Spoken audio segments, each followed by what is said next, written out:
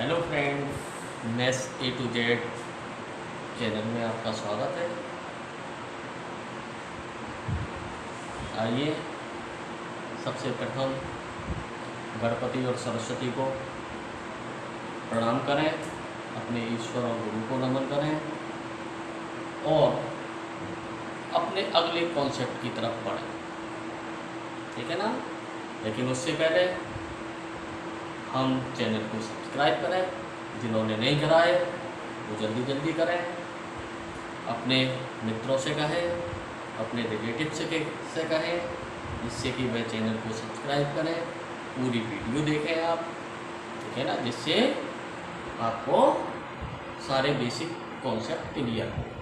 ठीक है ना? ये सब आप ही के लिए लाए हैं, जिससे कि आपके बेसिक कॉन्सेप्ट क्लियर हो। और ज्ञान की तो कोई सीमा नहीं होती, इसको तो सभी ले सकते हैं। ठीक है ना? ये हमारे काम में आएगा। हमारे छोटे भाई बहन भी हो सकते हैं, हमारे बच्चे भी हो सकते हैं, उनके लिए भी उपयोगी है। तो इसलिए इस चैनल को सब्सक्राइब करें और शेयर करें, जिससे कि ज़्यादा से ज़्यादा इसके साथ जुड़ें और अपनी अपनी प्रॉब्लम्स को, अपने अपने कॉन्सेप्ट को क्लियर करें। है ना? क्योंकि आप इस समय देख रहे हैं काफ़ी क्राइसिस है। कोरोना में भी सभी घर पर बैठे हुए हैं अपने। ठीक है ना? प्रॉपर उनको स्टडी मटेरियल नहीं मिल पा रहा है।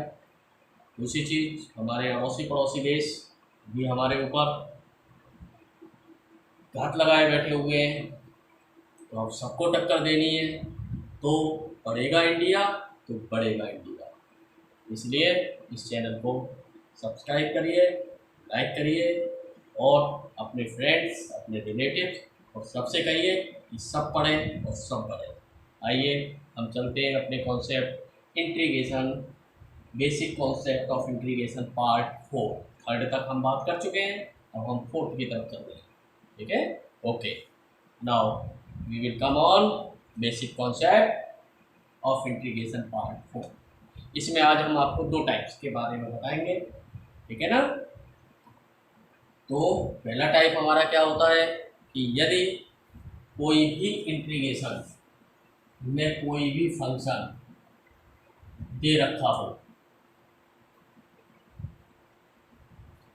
और फंक्शन के साथ उसका अवकल गुणांक भी मल्टीपल में दे रखा हो, यानी एफ फंक्शन है, इसमें है फाई एक्स और फाई एक्स का जो अवकल गुणांक है फाई डैश एक्स, वो इसके साथ गुणा में दे रखा है। तब इस प्रकार के क्वेश्चनों को, इस प्रकार के सम्स को हम कैसे सॉल्व करेंगे? तो उसके लिए जिसका डिफरेंशिएशन दे रखा होता है, ठीक है ना, उसको हम सपोज कर देते हैं। वही मेथड जो आपसे बात करी थी, सब्स्टिट्यूटिंग मेथड, प्रतिस्थापन विधि। ठीक है ना? उसी के कॉन्सेप्ट को आगे बढ़ा रहे हैं। तो इसको करने के लिए हम क्या कर लेते हैं, मान लेते हैं क्या, फाई एक्स बराबर टी। ठीक है? पहले भी मैंने आपको कहा था टी मानिए, यू मानिए, वी मानिए, ये आपके ऊपर है, आप क्या मानिए। ठीक है ना? ये कोई कंपलसरी नहीं है कि हम टी ही मानेंगे। ओके? फिर जब हमने इसको टी मान लिया, अब ये तो फंक्शन टी का हो गया, तो integrate with respect to t होगा। तो हमें ये जो डी एक्स है ये भी डी टी चाहिए। वो कहाँ से मिलेगा? जिसको मानते हैं उसका अवकलन कर देते हैं, डिफरेंशिएशन कर देते हैं। तो इसका जब आप डिफरेंशिएशन करेंगे, ठीक है ना, विद रेस्पेक्ट टू एक्स, तो क्या मिलेगा, फाई डैश एक्स मिलेगा और ये क्या मिलेगा, D T over T x. D x को इधर मल्टीप्लाई कर दें तो ये क्या हो जाएगा, phi dash x d x into d t. अब देखो ये हमको इसमें मल्टीपल में दे रखा है, तो इस पूरे की जगह हम इस अकेले डी टी को सब्स्टिट्यूट कर देंगे। तो इसकी जगह आप इसकी जगह इसको पुट कर दीजिए। ओके गाइस, अब इसका एफ टी का कोई इंटीग्रेशन टी होगा प्लस एक कांस्टेंट होगा। जब हमारा इंटीग्रेशन हो गया फिर जो सपोज कराए उसकी जगह हम उसको रख देंगे। इस तरीके से हमारे इस टाइप का सॉल्यूशन मिल जाता है। ठीक है ना। एग्जाम्पल के लिए कुछ हम उठाते हैं, कैसे?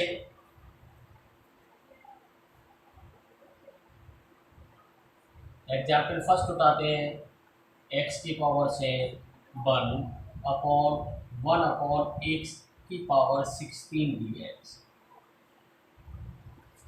ठीक है ना। अब हमें क्या देखना है कि किसका डिफरेंशिएशन कौन है। क्या इसका डिफरेंशिएशन ये है या इसका डिफरेंशिएशन ये है। तो x7 किसका डिफरेंशिएशन होता है? ठीक है, आपने डिफरेंशिएशन में पढ़ा था ना, डी डी एक्स एक्स की पावर n किसके इक्वल होती है? एन एक्स की पावर n-1, यानी जो n होता है एक कम घात मिलती है जब हम डिफरेंशिएशन करते हैं।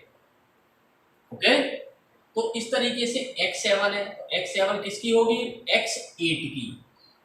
जब 8 का डिफरेंशिएशन करेंगे तो उसका हमें क्या मिलेगा? x7 मिलेगा। तो क्या 16 को हम x8 लिख सकते हैं? अरे आप कहेंगे जी हाँ सर लिख सकते हैं। कैसे लिख सकते हैं? कि हम इसको x की पावर 8 की पावर 2 लिख सकते हैं। ठीक है ना, पावर पर पावर हो तो आपस में मल्टीप्लीकेशन हो जाता है, यानी x की पावर 8 का 2 टाइम्स मल्टीप्लाई हो गया। ओके, अब ये x7 किसका किसका है बताइए? x की पावर 8 का। तो इसलिए x की पावर 8 को t सपोज कर लेंगे। क्या करेंगे? माना x की पावर 8 इक्वल टू t। फिर वही अपना चिर परिचित तरीका हम करते चले आए। x की पावर 8 को t सपोज कर दिया, इसका मतलब इसको हमें डिफरेंशिएशन करना पड़ेगा। तो ये क्या हो जाएगा बेटा? 8x की power 7 dx equal to dt। वही चीज dt ओवर dx को इधर dx ले जाते हैं। ठीक है ना। तो इसकी जगह हम क्या लिख देंगे? अब यहाँ से x की पावर 7 dx हमारे पास है, तो इस 8 को हम इसके डिवाइड में ले जाएंगे और इसकी जगह हम क्या पुट कर देंगे? dt over 8। ओके गाइस, अब x की पावर 8 को आपने क्या सपोज कर रखा है? t। तो इसको क्या लिख देंगे? 1 प्लस टी स्क्वायर आपके प्लस 1/1 प्लस एक्स स्क्वायर। किसका इंटीग्रेशन होता है? आप कहेंगे सर ये तो tan इनवर्स x का होता है, बस यहाँ x की जगह t लिखा हुआ है तो इसलिए x की जगह t लिख देंगे। तो क्या हो जाएगा? tan इनवर्स है ना, प्लस एक समाकल स्थिरांक होगा। फिर t की जगह हमारा सवाल तो x में था, तो आंसर भी तो हमको x में देना होगा। तो इसलिए जो t हमने माना हुआ है वहां से t की जगह t की वैल्यू रख देते हैं। तो ये हमारा क्या आ जाएगा? इसका सॉल्यूशन आ जाएगा। Okay, no problem at all. बनता है, बिल्कुल भी निराश मत होइए, हमसे जुड़िए। ठीक है ना, मैथ कुछ नहीं है। जब बेसिक कॉन्सेप्ट क्लियर हो जाता है तो हम बड़े से बड़ा सम भी आसानी से निकाल लेते हैं। तो इसीलिए आपके लिए ये प्लानिंग हम करके आए हैं, इसलिए हमारे साथ जुड़ना अति आवश्यक है कि हम अपने बेसिक कॉन्सेप्ट को दूर कर सकें। यानी हम सब बेसिक्स पर बात कर रहे हैं, आपको बेसिक्स दे रहे हैं, उसके बाद हम चुनिंदा सम्स को भी लेकर आएंगे जो अक्सर आपके एग्जाम में पूछे जाएंगे, आपके कॉम्पिटिटिव एग्जाम में भी आते हैं। मल्टीपल चॉइस कैसे होती है वो भी लेकर आएंगे, ठीक है ना। लेकिन चीज ये है जुड़ते रहे। एक और एग्जाम्पल सेट करते हैं, क्या होता है?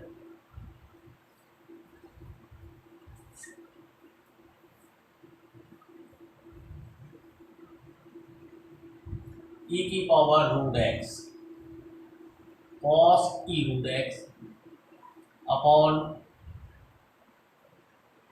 Root x.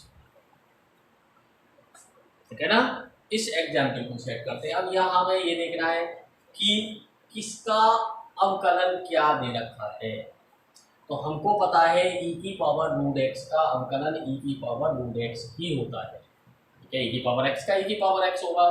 तो यहाँ कॉस के साथ ई की पावर रूट एक्स है, तो जब हम ई की पावर रूट एक्स को सपोज करेंगे तो उसका ई की पावर रूट एक्स ही मिलेगा। लेकिन ये जो नीचे दे रखा है रूट एक्स, ठीक है ना, तो आपने क्या पढ़ा था ई की पावर एक्स का, यहाँ ई की पावर क्या है रूट एक्स है, तो रूट एक्स का सपोज करना पड़ेगा चेन रूल से। ठीक है ना, डिफरेंशिएशन ई की पावर रूट एक्स को टी सपोज करेंगे तभी तो इसको आगे बढ़ेंगे। ठीक है ना, डिफरेंशिएशन में चेन रूल पढ़ा था ना आपने, सपोज करके सब्स्टिट्यूटिंग करके। ठीक है ना, तो उसी विधि को अर्थात इस कॉस के साथ जो ई की पावर रूट एक्स है इसको हम क्या करेंगे टी सपोज कर लेंगे। अब ये हमारे पास क्या आ जाएगा कॉस टी। अब ये फंक्शन टी का हो गया, तो टी के विद रिस्पेक्ट इंटीग्रेट करेंगे तो इस टी का डेरिवेटिव्स निकालेंगे। कैसे मिलेगा, जब इसको हम डिफरेंशिएशन करेंगे। तो इसको डिफरेंशिएशन कर दीजिए। यहाँ ई की पावर हमने क्या पढ़ रखा है ई की पावर एक्स, रूट एक्स नहीं पढ़ा, तो रूट एक्स को क्या करा सपोज करा क्या टी कहाँ पर मन में, तो ई की पावर टी का ई की पावर टी, और फिर जिसको सपोज करा रूट एक्स का, रूट एक्स का कितना होता है 1/2 रूट एक्स होता है। ऐसा आप लोग जानते हैं। जी हाँ, आप कह रहे हैं देखो कि सर हम जानते हैं, इसको हमने पढ़ रखा है। तो उससे हमने जो देखा तो हमारे पास क्या था ई की पावर रूट एक्स था, ये अपॉन में रूट एक्स था, है ना, तो और dx था, तो इसकी जगह ये 2 नहीं था, तो यहां से 2 को हम दूसरी तरफ ले जाए। बिल्कुल सही कह रहे हैं कि सर ये तो बहुत इजी हो गया, इजी तो करना ही है। तो इसकी जगह हम क्या लिख देंगे 2 dt, 2 कांस्टेंट, इंटीग्रेशन साइन के बाहर आ जाएगा, और cos t का आप जानते हैं क्या होता है, बताइए क्या होता है sin t होता है, sin t लिख देंगे प्लस, जी हाँ सही सी भी लिखा जाएगा, समाकल स्थिरांक चाहिए हमें, और t की जगह t की वैल्यू पुट कर देंगे, t की रूट है। इस तरीके से हमारा यह सॉल्यूशन हो जाता है। तो ये हमारा पहला टाइप रहा कि जब फंक्शन के साथ उसका डेरिवेटिव्स का मल्टीप्लिकेशन हो रहा हो, तो उस कंडीशन में हम इन सब को कैसे करें।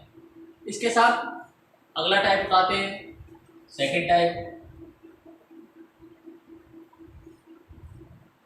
ठीक है, क्या हो कि इंटीग्रेशन साइन हो, यहाँ हमारा फंक्शन हो, या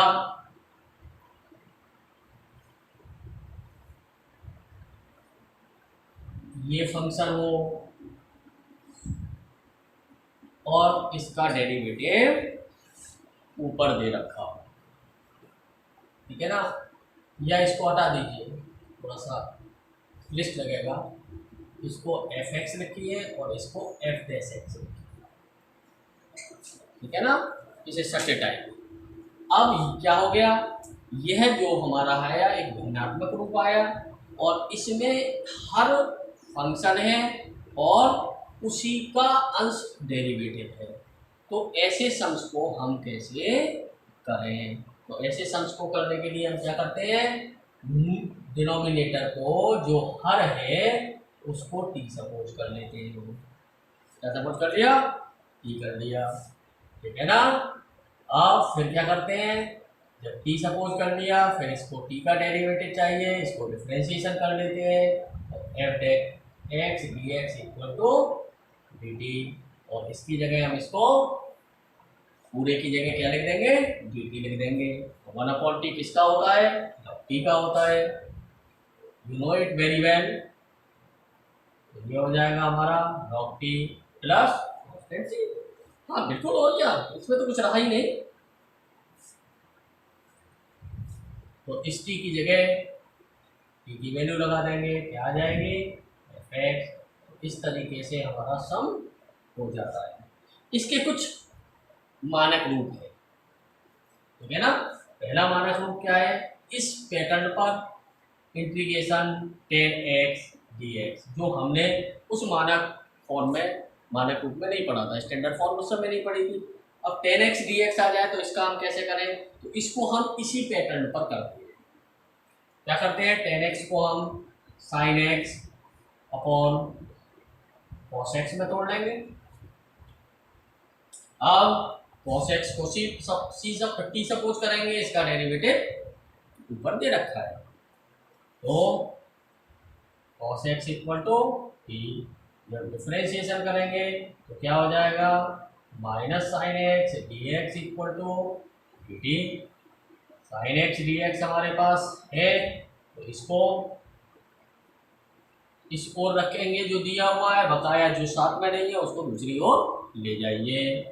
और ले जाने के बाद हम क्या करेंगे, ये तो हमारा हो गया t, और इसकी जगह क्या लिख देंगे, माइनस dt। ओके, तो ये क्या हो जाएगा, log t प्लस एक कांस्टेंट c। अब t की जगह t की वैल्यू आप पुट कर दीजिए, ठीक है। अब देखो इसमें लॉग का अप्लाई कर दीजिए, लॉग नियम आते हैं, ठीक है ना। सीबीएसई वार्ड को थोड़ा सा प्रॉब्लम होती है, वहाँ से लॉग कॉन्सेप्ट नहीं है, ठीक है। हाँ हाँ हाँ बिल्कुल, लॉग को भी पढ़ाएंगे, कोई दिक्कत नहीं है, लॉग के कॉन्सेप्ट को भी बताएंगे सब।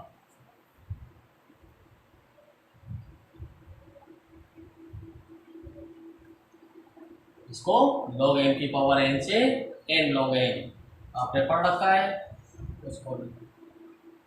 और माइनस पावर का मतलब क्या होता है, अपॉन में, और इसकी जगह हम क्या लिख देंगे, log sec x plus c, ठीक है ना। इसी टाइप पर दूसरा वाला जो मानक रूप है cot x dx, वो आप खुद करिए, ठीक है ना। देखिए नहीं निकलता है कमेंट्स बॉक्स में लिखिए, आपको बताएंगे। अगला देखिए,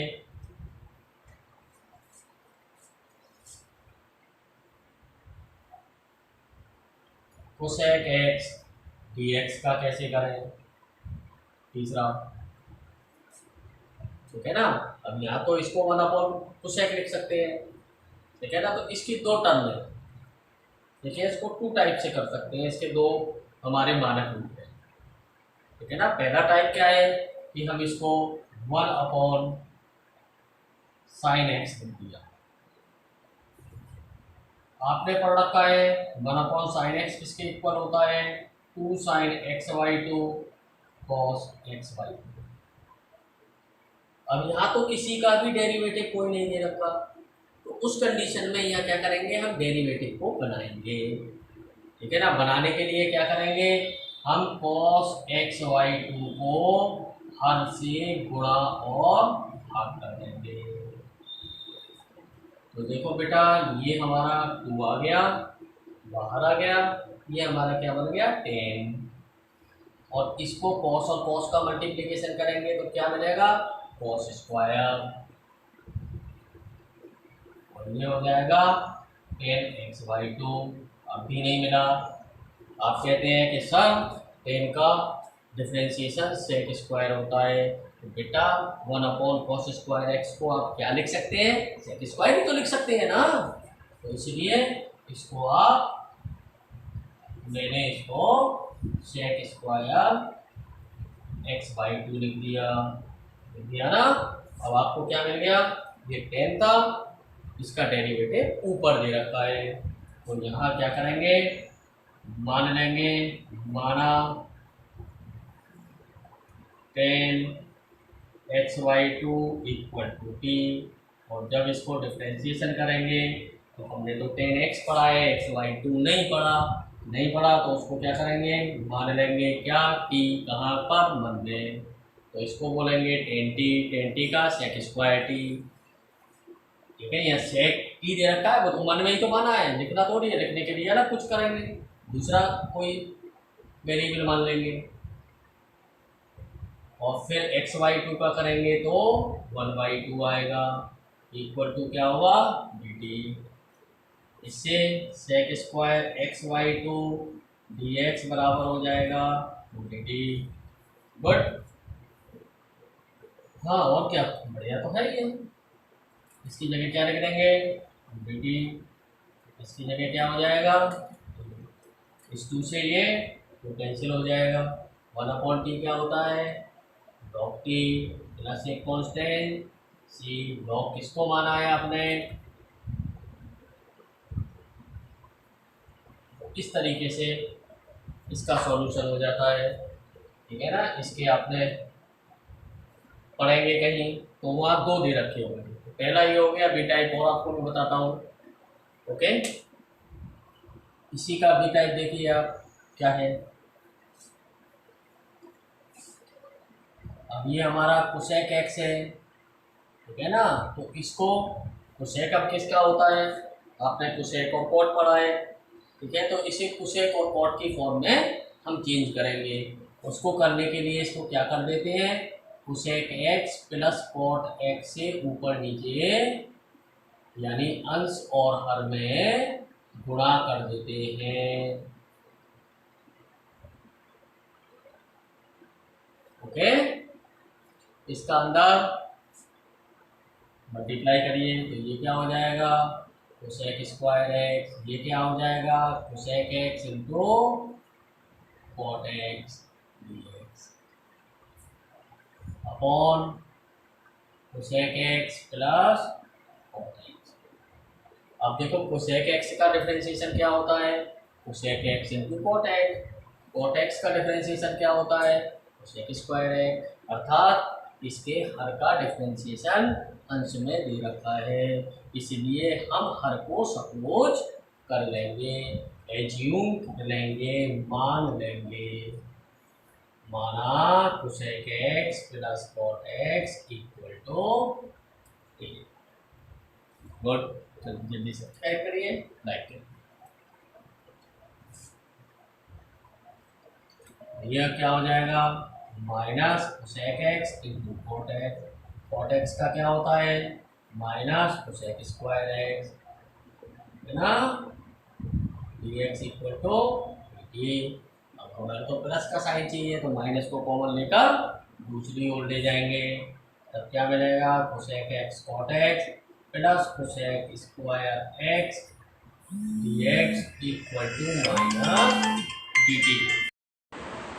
ठीक है ना, तो यहाँ क्या करेंगे, माइनस को ले लेंगे और दूसरी तरफ ले जाएंगे, तो इसकी जगह हम माइनस रख देंगे और ये क्या हो जाएगा, टी। 1/t का लॉग टी होता है, टी की जगह टी की वैल्यू पुट कर देंगे, क्या हो जाएगा, cosec x plus cot x plus constant C, ये होता है।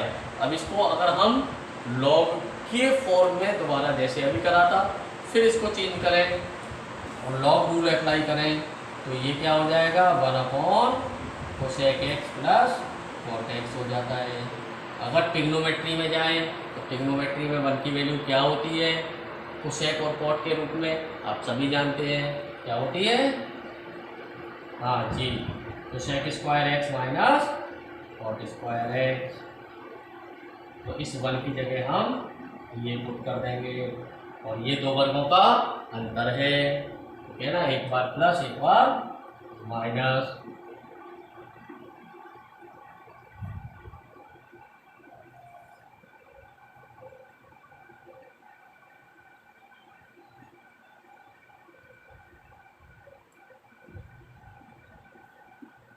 इससे ये कैंसिल हो जाएगा और हमारे पास क्या मिलेगा, cosec x minus cot x plus C, ये हमारा दूसरा है। ठीक है, इसके आधार पर फोर्थ वाला integration sec x d x आप खुद करेंगे। ठीक है ना, एक एग्जाम्पल उठाते हैं, फिर आपको थोड़ा सा होमवर्क।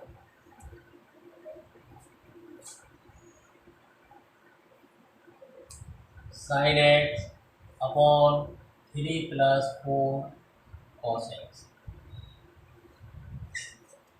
आपको पता है कॉस एक्स का डिफ्रेंशिएशन साइन एक्स होता है, तो इस हर का डिफ्रेंशिएशन अंश में है, लेकिन इसके साथ 3 भी जुड़ा हुआ है। तो क्या हम cos x को ही सपोज करें या पूरे को सपोज करें? तो आप कहेंगे नहीं सर, पूरे को सपोज कर दीजिए। क्यों कर दीजिए? क्योंकि जो कांस्टेंट होता है उसका डिफ्रेंशिएशन 0 होता है, तो इसलिए अगर हम पूरे को सपोज कर लेंगे तब भी उसका डिफ्रेंशिएशन उतना ही आना है, और अकेले को सपोज करेंगे तब भी cos x ही मिलना है, cos x का sin x मिलना है। तो इसलिए पूरे को भी सपोज करने से इस पर कोई फर्क नहीं पड़ेगा। तो उस कंडीशन में हम क्या कर लेंगे, मान लेंगे -3 + 4 cos x = d, और इसका जब डिफ्रेंशिएशन करेंगे तो कांस्टेंट का 0, 4x इसका क्या आ जाएगा -sin x dx = dt। अब हमारे ऊपर तो क्या दे रखा है sin x dx, तो sin x dx को अपने को निकाल लो, बकाया जो कुछ भी है सबको दूसरी ओर ले जाओ। तो क्या हो जाएगा, ये dt/-4, या वैल्यू को आप पुट कर देंगे, इसकी जगह लिख देंगे dt/-4/t -4/4 कॉन्स्टेंट। ठीक है, taking outside the integration sign. अब 1/t का क्या हो जाएगा, log t प्लस एक कॉन्स्टेंट, टी की जगह टी की वैल्यू 3+4 cos x प्लस एक कॉन्स्टेंट। तो इस तरीके से हमारा ये सॉल्यूशन मिल जाता है। ठीक है, कुछ आपके लिए होमवर्क, इसको करिए, बात समझ में ना आए अपने कमेंट्स बॉक्स में लिखिए, वीडियो को लाइक करिए, चैनल को सब्सक्राइब करिए। खुद ही नहीं करना, हमको अपने फ्रेंड और रिलेटिव से भी कहना है। ठीक है ना, आजकल जो नारा है हमारा लोकल टू वोकल, इस चैनल को आपको लोकल से वोकल बना देना। ओके गाइस, ठीक है, कुछ अपना होमवर्क।